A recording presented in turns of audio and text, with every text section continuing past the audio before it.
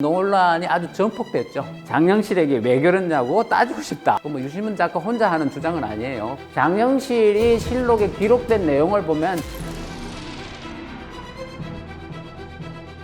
세종은 정말 장영실을 버렸을까? 자, 지난번에 이어서 장영실 이야기 좀 더 하겠습니다. 장영실이라는 인물은 출생부터 이 사망에 이르기까지 미스테리가 많아요. 그래서 어떻게 태어났는지 뭐 이런 거에 대해서는 지난번에 이야기했고, 그 다음에 이제 장영실이 그 태종에 의해 가지고 발탁이 되어서 궁중에서, 궁중 공장에서 일하게 되죠. 그리고 나서 세종대에 와가지고 세종에 의해서 배설을 받고, 그리고 많은 발명품들을 만들어내죠. 그래서 그 당시에 여러 학자들이 도움을 받아, 이천이라든지 김담이라든지 뭐 이런 사람들이 도움을 받아가지고 학문적인 도움을 받아서 이제 기술자로서 상당히 많은 것들을 개발하게 되는데, 대표적인 게 이제 앙부일구라든지 물시계라든지 혼상이나 혼천이 뭐 이런 것들, 그리고 대표적으로 또 세계에서 가장 먼저 만들어냈는데 처구기 뭐 이런 것들을 개발하게 되죠. 그러므로 해가지고 뱃설이 종삼품까지 이르게 되는 거죠. 1442년에 이르러 가지고 이게 장영실이 탄핵되는 사건이 하나 일어나요. 그리고 이 사건으로 말미암아 가지고 장영실은 이 실록의 기록에서 완전히 사라지게 되는데, 근데 이 장영실이 사라지는 과정을 두고 많은 논란이 있죠. 물론 조선시대 때는 있던 논란이 아니에요. 현대에 와가지고 장영실이라는 인물이 부각이 되면서 논란을 만들어낸 것이죠. 그래서 여러 논란들이 있는데요. 1442년 3월 16일에 장영실이 아녀라고 해서, 이 여라는 거는 가마예요. 가마. 임금이 타는 가마죠. 이 임금이 타는 가마를 제작하고 있었는데 이게 부러지는 사건이 일어나죠. 이게 부서지는 사건이 일어나고 이것 때문에 이제 큰 벌을 받게 되는데, 제목이 뭐냐 하면은 이제 가마가 부러져 가지고 있는데 제목이 이제 소위 말해 불경죄. 예.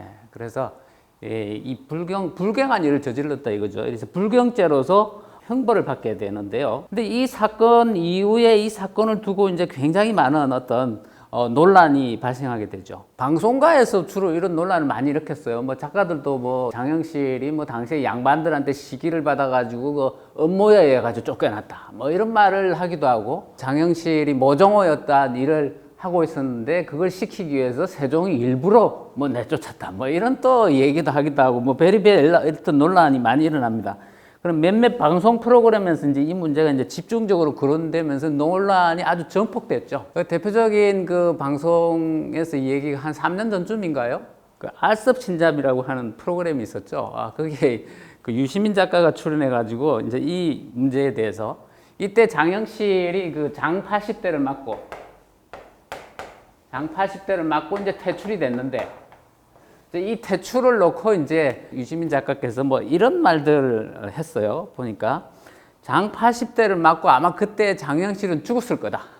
뭐 장 80대 정도 맞으면 웬만하면 죽는다. 뭐 이렇게 얘기를 하신 것 같고, 그 다음에는 이게 세종대왕이 그 당시에 이제 병들고 늙어가지고 이제 분별력이 약해가지고 이런 일을 저질렀다. 그리고 사대부들은 이제 하찮고 별 근본 없는 놈이 이제 세종의 총애를 받고 그런 위치에 있으니까 여기에 대해서 시기해서 그걸 몰아내기 위해 한 짓이다. 뭐 이런 얘기도 하고, 그래서 또 당시에 또 장영실이 많은 나름대로의 기록을 남겼는데 그 기록도 다 없앴을 거다. 뭐 이런 추측도 하고 그렇습니다. 그래서 유시민 작가가 무슨 말을 했냐면, 만약에 내가 타임머신을 타고 그 시대로 돌아간다면은 세종한테 장영실에게 왜 그랬냐고 따지고 싶다. 뭐 이런 말까지 했어요. 그렇다면 이런 주장들은 과연 맞는 걸까요?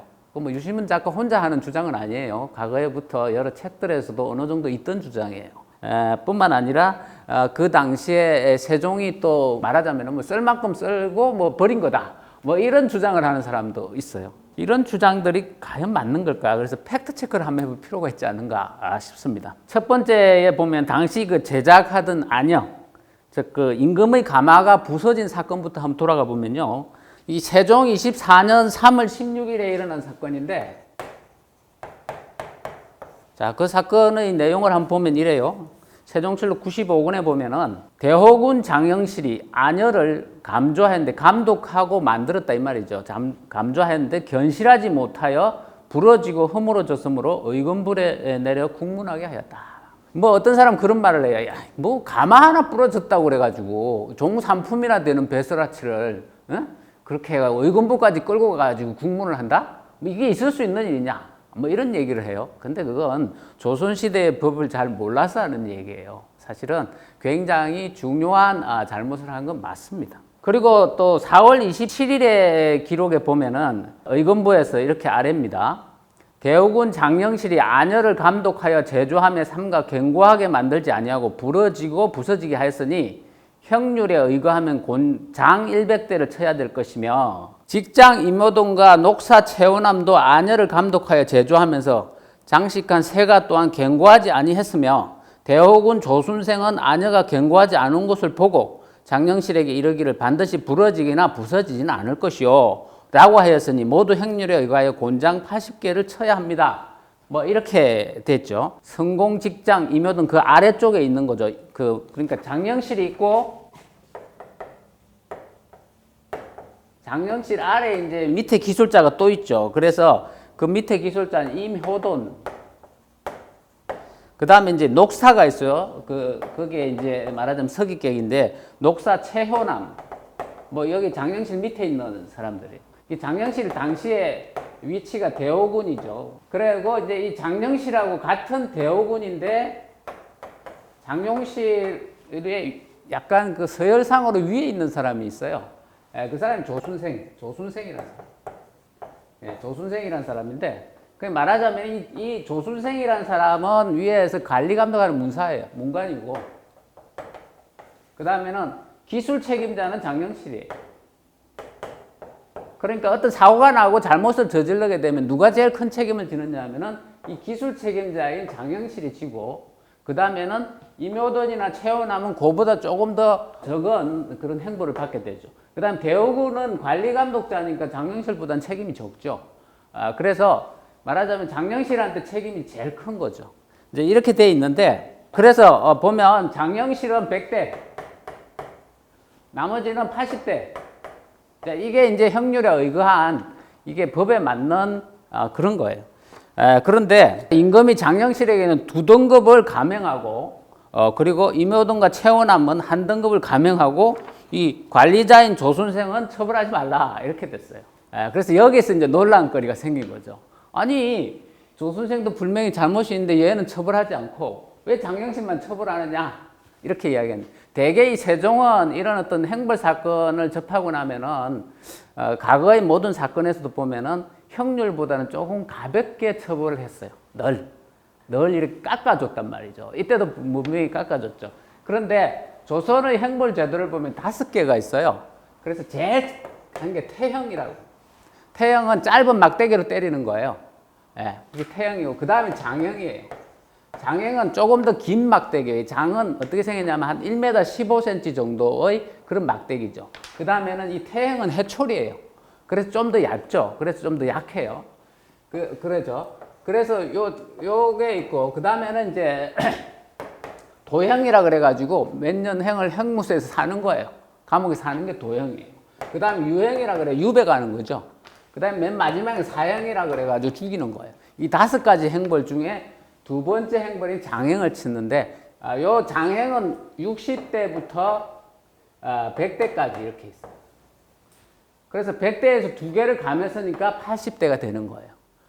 그렇게 해서 80을 차를 감해준 거죠.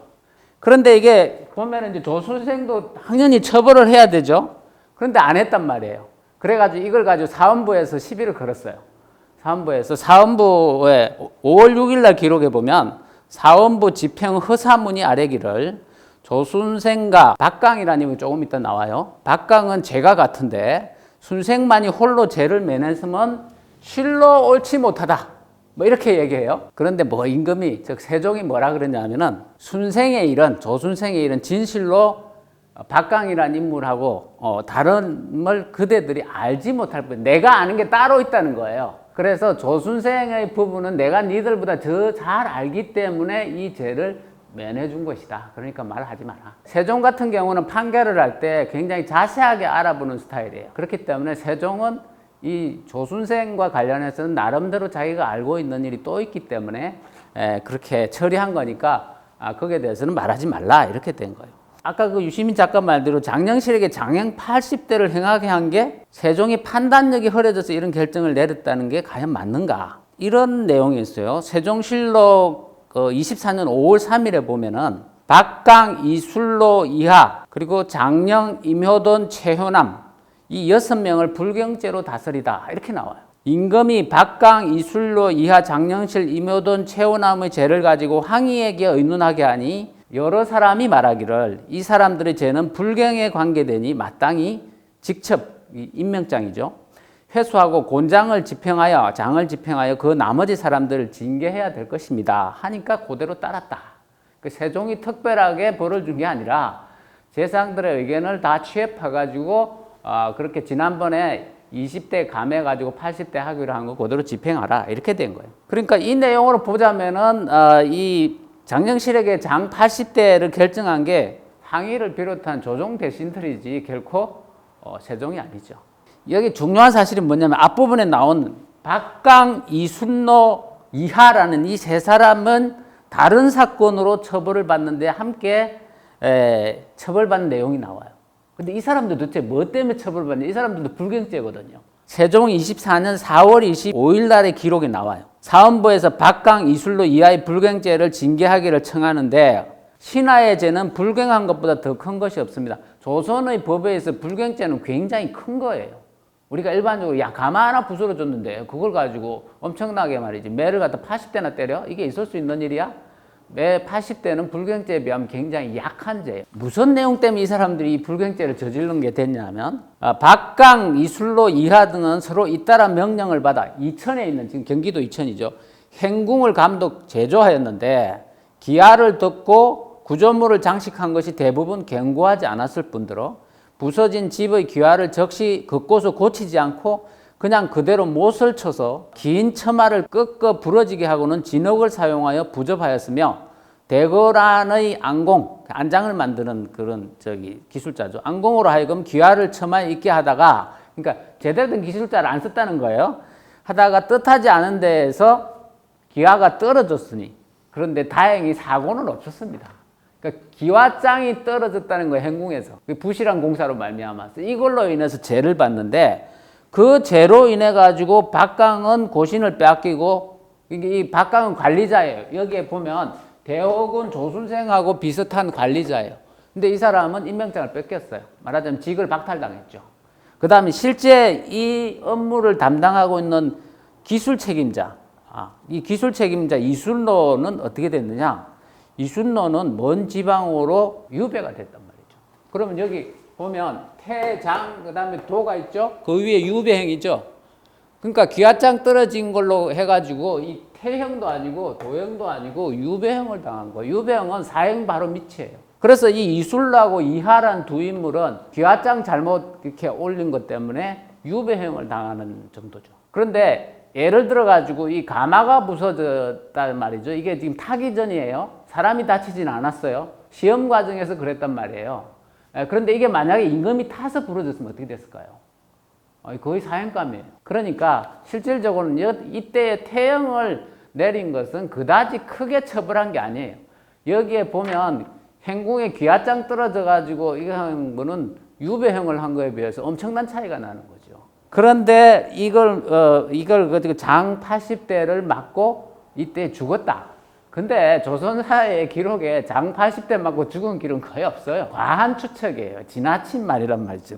그래서 이걸 가지고 이게 이때에 이 세종이 판단력이 흐려져 가지고 이 과한 행보를 가한 거다.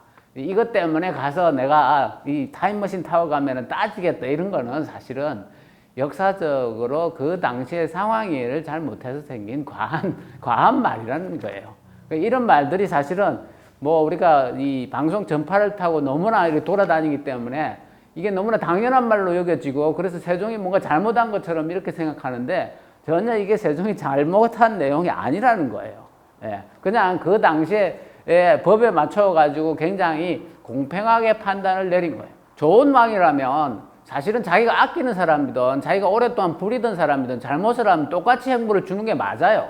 그게 정확한 거예요. 그런데 자기가 아끼는 사람한테는 적게 주고 자기가 아끼지 않는 사람 강하게 준다면 그 법이 제대로 된 법이 아니죠. 그런 것은 사실은 세종의 인품을 굉장히 깎아내리는 말이에요. 그리고 이제 네 번째로 관직에서 쫓겨난 이후에 조선왕조실록에서 장영실에 대한 기록이 완전히 사라졌다. 이게 너무나 의문이다.